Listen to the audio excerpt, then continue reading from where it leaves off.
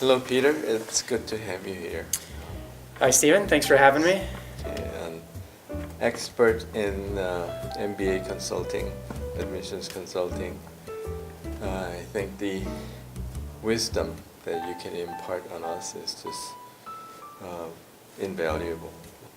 You said you have a question about the book that I just showed you? Yeah, so with your book here, the main question I have is if you could talk a little bit more about the gist of the essay section of the book in terms of it being a trainer to help students apply to U.S. universities.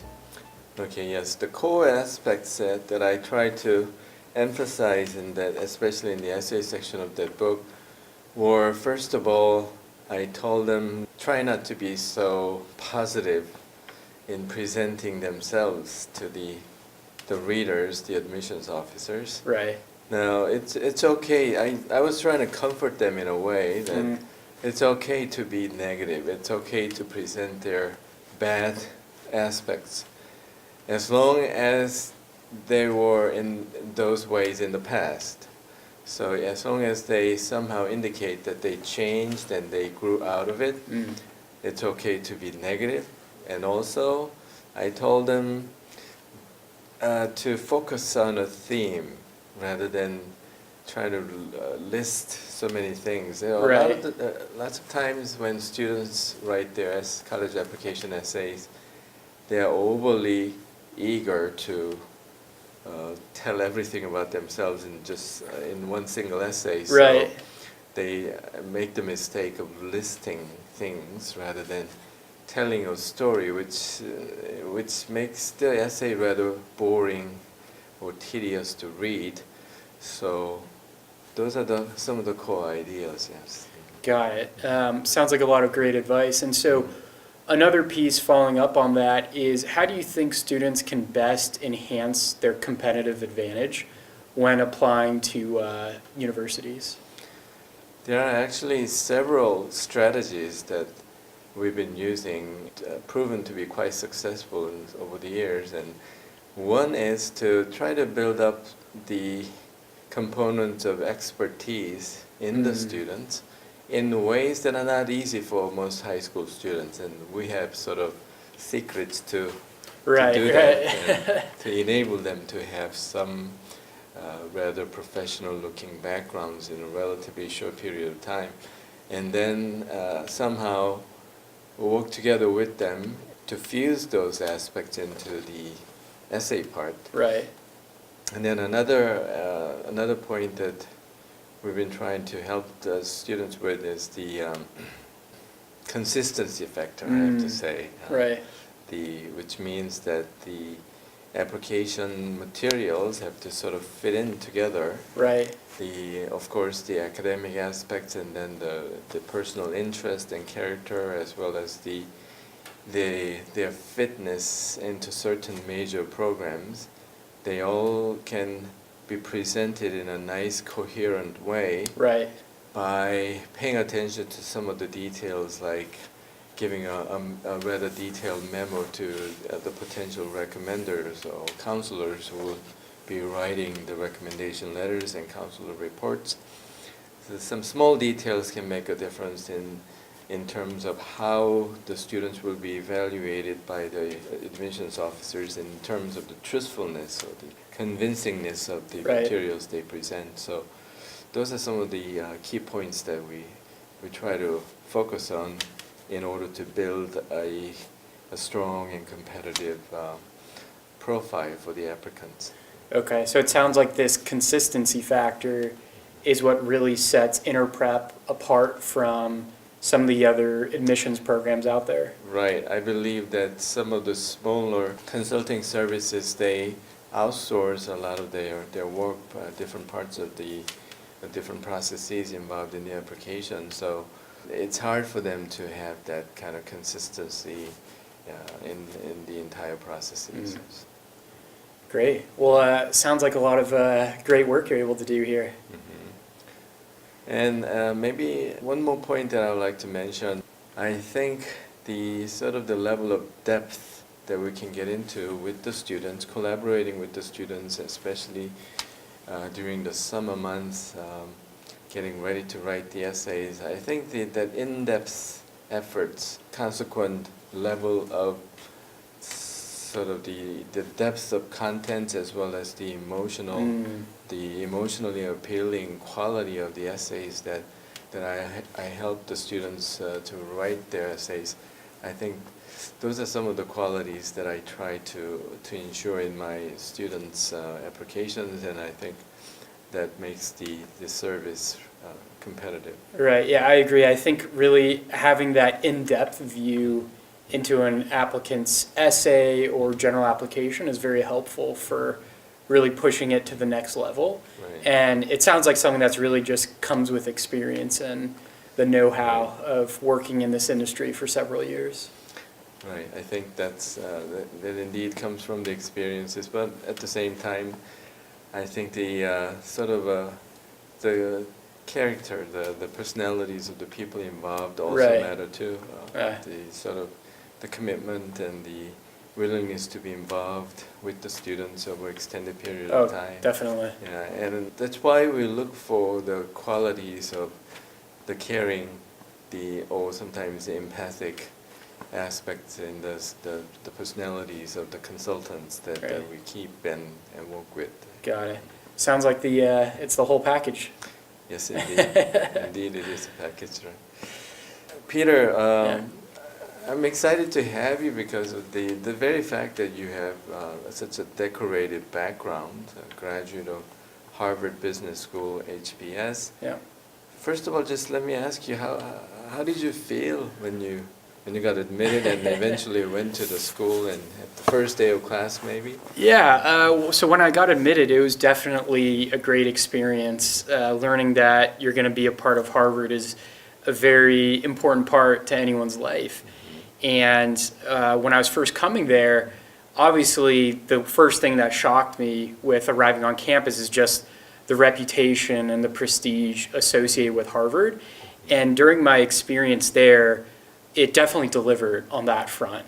With the caliber and quality of people that I met during the program, as well as the academic rigor of the program, were both very, very strong and allowed me to learn a significant amount during the program. I'd also say that I was really impressed with the people that I met there. There are a lot of very smart, very hardworking people, and really made it a great program for me to meet those people and network with them, and really made the classroom experience so much more impactful. And finally, I was surprised by the actual international aspect of the class. About a third of the class is from countries other than the United States.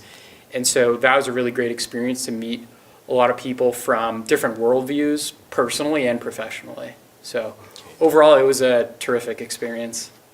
It was definitely much more than just the name and the Yeah. prestige Yeah. on the surface. There's that, but it's definitely much more than that. Right.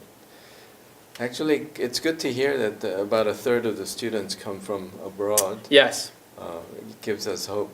Yeah. A lot of the Korean students here can aspire to get in there. Oh, definitely. And everyone's very friendly, and they do a really good job of welcoming people from any country there.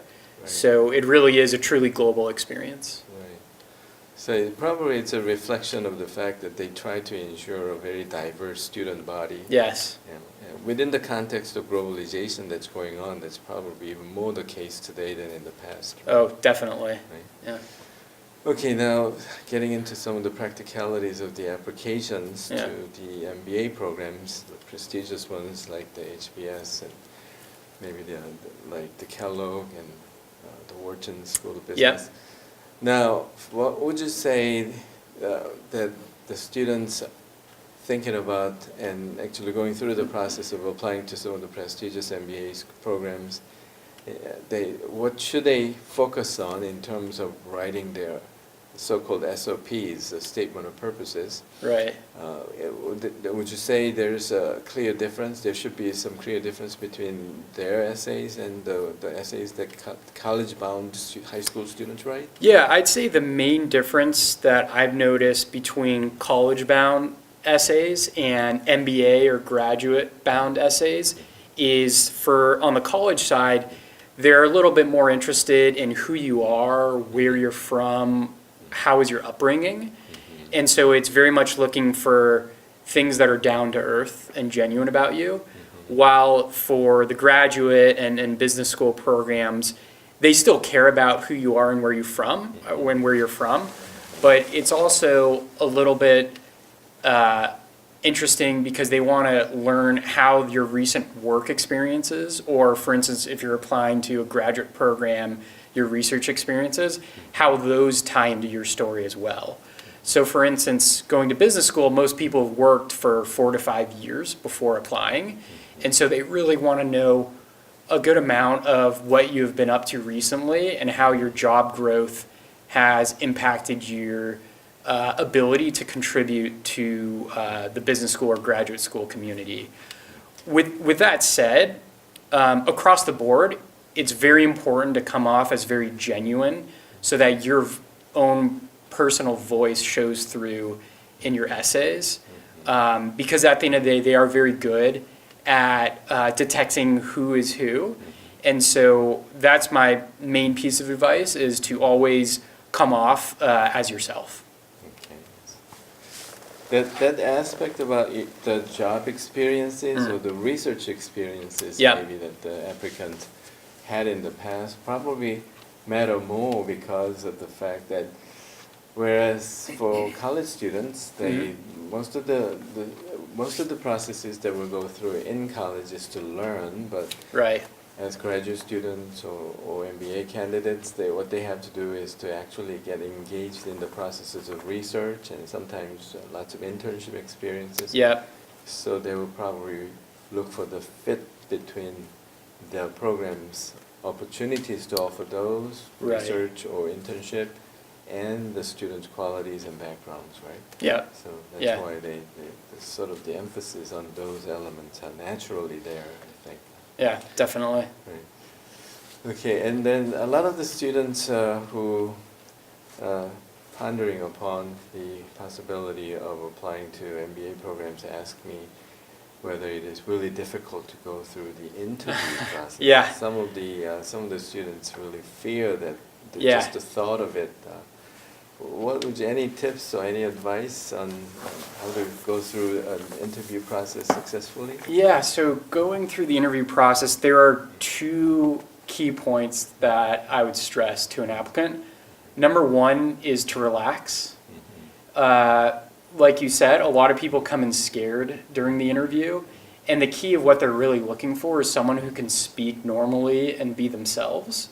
And so it's really important to keep that in mind and to not try too hard to give the perfect answer to a question, but rather to speak in a very consistent and genuine and friendly manner. And that leads into my second piece of advice, is to just be yourself. Again, it's really important because in these interviews, they're already going to have read your essay, and so they want to see if the person that's sitting in front of them in the interview matches with the person that they learned about in the essay. And so that's why it's really important for you to be yourself in both your essays and in your interview. And so my advice comes down to relaxing and just being yourself. Okay, that sounds really good. So yeah, the genuineness, sort of the being yourself aspect is indeed probably very important in the sense that the fundamental purpose of having these interviews is to sort of confirm the records that the applicants presented with truly whether the applicants have really those ways. So I think that applies to again, the consistency factor that I mentioned earlier. That essentially and eventually what they want to sort of confirm is whether it's genuine. Right. All the materials, the lists, and the essays are all genuine about the students. And I think it all ties down to that point about presenting yourself in as honest ways as possible. Right. In as genuine ways as possible, but still at the same time trying to be unique and maybe a bit dramatic if you can, but probably not overdo it.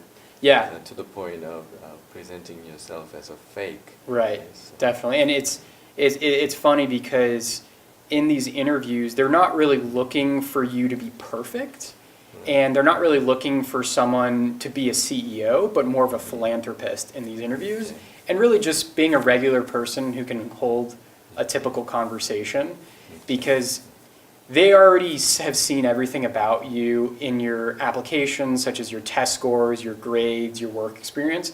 They're really just looking to verify those things to see if it really is you who wrote that stuff, and sort of gives them a complete picture of who you are. And so that's why I always recommend for people to not overdo it or try too hard or to gain too many points and be perfect in the interviews. It's more really just about, again, being yourself and acting natural. I think that's really essentially the core expressions, I think, that we can tell the students repeatedly.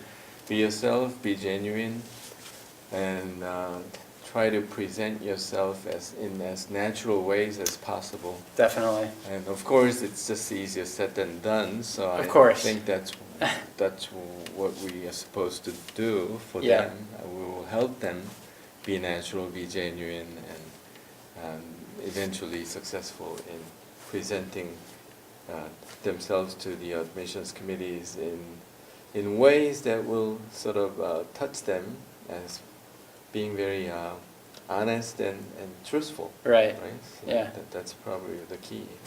Of course, we have to be competent in a way. Yes. But probably if you are competent but still fail to give the impression of being genuine and honest, that's probably not as good as someone with maybe slightly above average level of competence, but still someone who is a philanthropist and has a heart that can touch the emotions of the admissions officers.